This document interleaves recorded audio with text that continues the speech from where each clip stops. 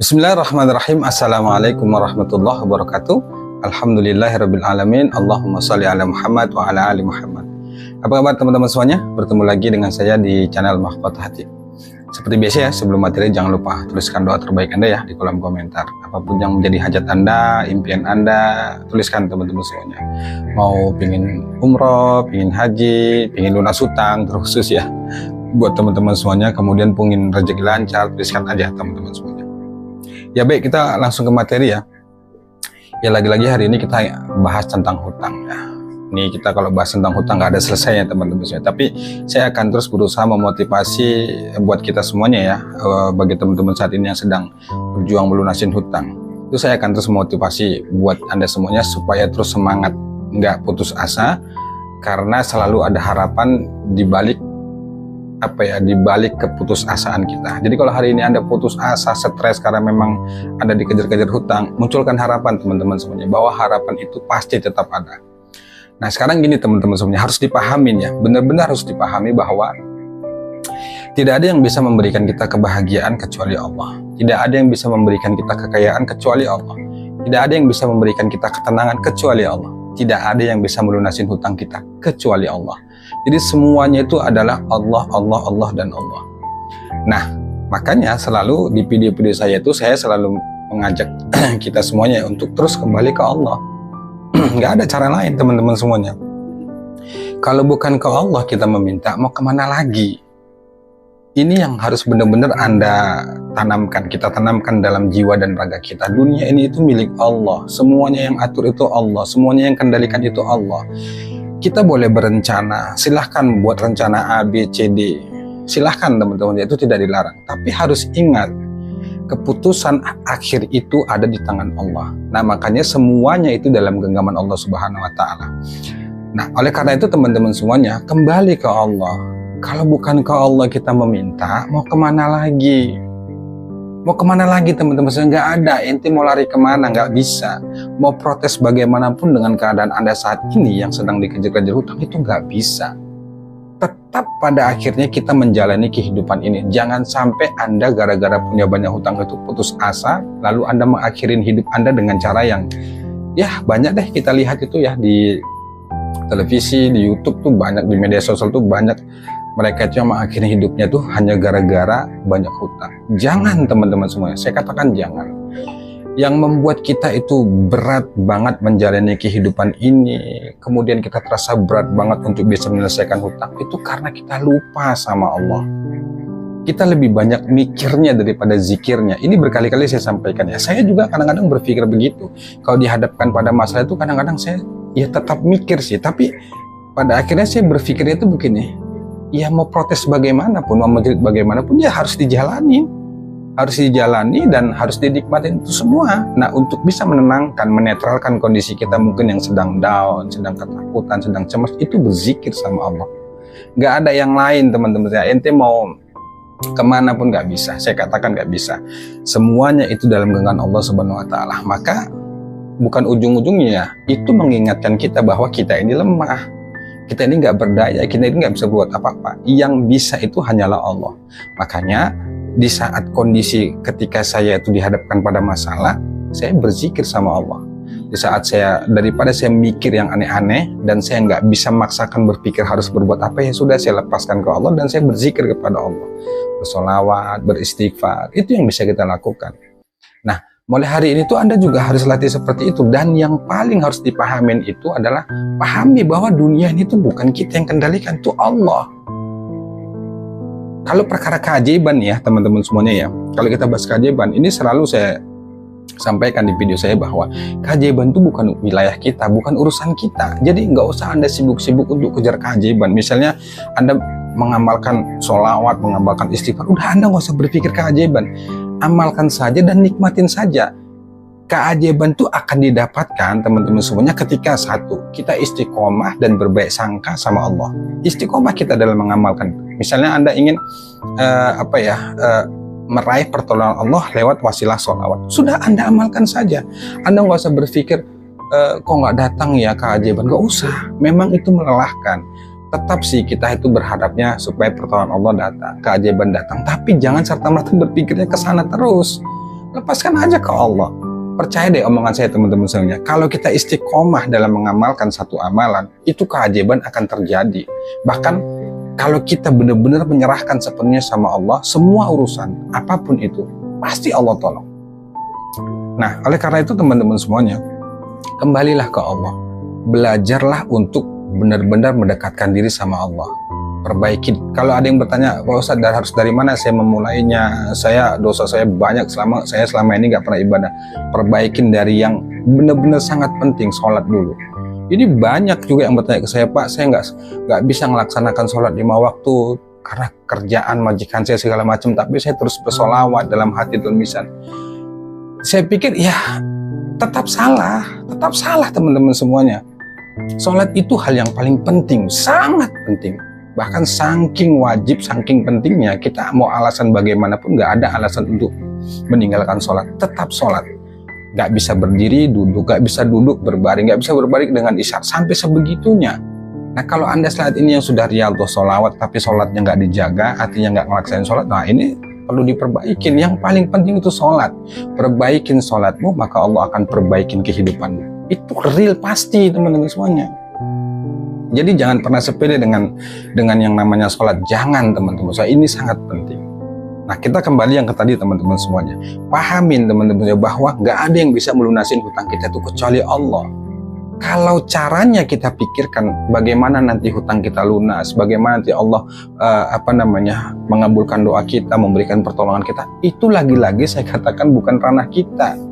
Nggak usah kita pernah berpikir ke sana. Kalaupun kita berpikirnya kok nggak ditolong Allah ya, iya tetap sih berpikir begitu ya, tapi jangan berlarut-larutlah dengan hal itu. Yang penting kita selalu kembali ke diri kita, tarik ke hati kita, berbaik sangkanya itu begini. Kenapa ya kok Allah belum mengabulkan doaku? Kenapa ya kok Allah belum lunasin hutangku? Padahal berbagai amalan sudah kita kerjakan gitu ya. Baik sangkanya itu begini, ya mudah-mudahan dari amalan yang kita kerjakan ini Allah berikan pahala kesabaran, Allah ampuni dosa. Cukup sampai situ teman-teman semuanya. Cukup ya, kendalikan yang bisa kita kendalikan. Hadapin, nikmatin, selesai, nggak ada cara lain. Tapi gimana Pak, orangnya terus mendesak, saya benar-benar kesulitan, benar-benar kesulitan, makan aja pun saya susah, hutang saya banyak, segala macam lah dengan pertanyaan-pertanyaan yang masuk ke saya itu. Iya, saya memahamin, dan semua orang itu pasti punya masalah ya. Bukan Anda saja yang punya masalah, saya juga semuanya. Ketika kita masih di dunia ini tuh nggak pernah lepas yang dari namanya masalah, ujian, itu nggak pernah lepas teman-teman semuanya. Karena memang ujian, kehidupan ini itu adalah ujian. Nah, itu tadi yang saya katakan di awal. Kalau memang hidup kita merasa susah, merasa sulit, dan kita rasanya kok sulit kali keluar dari masalah yang kita hadapin, terkhusus masalah hutang, itu nggak ada cara lain kecuali ke Allah. Bener-benerlah datang ke Allah. Makanya banyak kan yang riyadhah. Ya, gini deh. Anda kalau misalnya pergi ke tempat guru ya, ke ustadz, ke kiai, atau yang menurut Anda itu bisa menolong Anda, menyembuhkan Anda, itu apa yang dikasih? Banyak istighfar, perbaikin ibadah, banyak berdoa sama Allah. Pasti itu yang dikasih. Itu yang disarankan. Nah, makanya melalui video ini saya sampaikan, beribadahlah kepada Allah, mendekatlah kepada Allah, dan harus diyakini bahwa pertolongan Allah itu nyata, benar dan ada. Keajaiban itu juga benar dan ada. Masalahnya sekarang kenapa Anda nggak merasakan keajaiban itu? Sebenarnya bukan nggak merasakan keajaiban, tapi Anda menganggap bahwa inginnya keajaiban itu harus sesuai dengan apa yang Anda inginkan. Itu nggak bisa.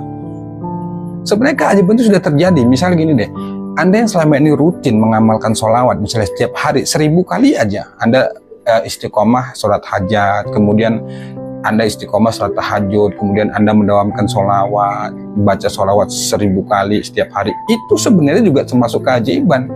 Belum tentu loh orang-orang itu yang siap dia mengamalkan sholawat itu belum tentu. Itu sebenarnya keajaiban. Tapi kadang-kadang kita menilai keajaiban itu dari sisi materi aja. Misalnya gini, ente pingin ATM terisi sendiri, kemudian Anda mensolawatin ATM, berharap supaya ATM itu terisi uang dengan banyak dan Anda bisa bayar utang. Salahkah kita punya keinginan seperti itu? Nggak salah.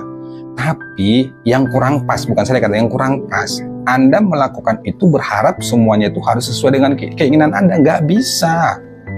Cara Allah itu banyak teman-teman semuanya. Kalau memang kita yakin, misalnya mensolawatin ATM, kita berharap supaya ATM itu terisi sendiri, ada keajaibannya. Ya silakan, monggo. Ya sudah, amalkan saja. Amalkan benar-benar sampai Anda merasakan ya apa yang Anda inginkan itu terjadi. Kuncinya satu, istiqomah. Tapi harus dipahamin, tidak selamanya yang kita harapkan itu, yang kita inginkan itu sesuai. Gak selamanya teman-teman. Bahkan banyak di luar dari yang kita harapkan. Nah, oleh karena itu teman-teman semuanya, mulai pahami bahwa dunia itu, pastinya tahu ya teman-teman semuanya, dunia itu milik Allah. Allah yang kendalikan semuanya. Di awal tadi saya katakan silakan berencana, Anda buat A, B, C, D dan segala macamnya. Tapi ingat, hasil akhirnya itu Allah yang menentukan. Makanya hari ini itu Anda yang sedang berjuang melunasi hutang itu, lebih baik itu masuklah ke dalam diri Anda, perbaikin ibadah. Tapi ingat, ikhtiar tetap dilakukan. Saya mengatakan begini bukan saya nggak menyuruh untuk bekerja, ikhtiar enggak, bekerja tetap dilakukan. Ikhtiar tetap dilakukan. Anda mungkin selama ini seorang pedagang, guru, karyawan, ya lakukan seperti biasa. Terus bagaimana untuk menghadapi hutang, penagih-penagih? Ya dihadapin, nggak ada cara lain, bergeraklah. Jemputlah pertolongan Allah dengan apa? Ya banyak hal. Salah satunya adalah memperbaiki ibadah. Bukan salah satunya, justru menurut saya memperbaiki ibadah itu yang benar-benar paling sangat penting deh saya katakan. Karena di sana kuncinya untuk mengundang pertolongan Allah itu ya harus begitu. Perbaikin terus ibadah dan amalkan terus. Berkali-kali saya sampaikan, Anda nggak usah sibuk-sibuk ganti-ganti amal. Nggak usah, saya katakan teman-teman semuanya. Udah, kalau Anda memang sudah mengamalkan apa yang selama ini Anda amalkan, sudah amalkan aja secara istiqomah. Kalau kita bahas masalah amal ini banyak banget teman-teman, banyak, dan pastinya kita nggak akan sempat mengamalkan itu.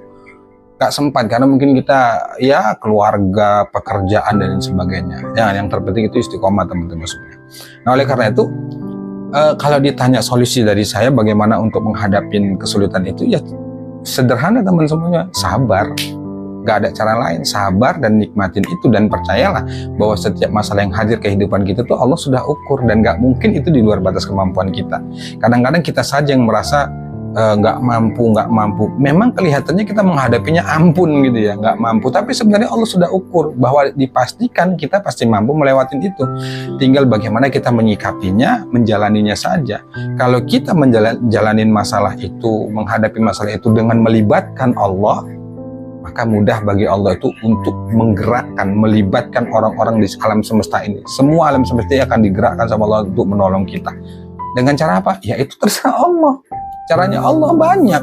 Bisa jadi teman yang selama ini teman kita, musuh kita ya, kita lihat musuh, bisa jadi Allah gerakkan hatinya menolong kita dari ide kita. Banyak hal teman-teman semuanya.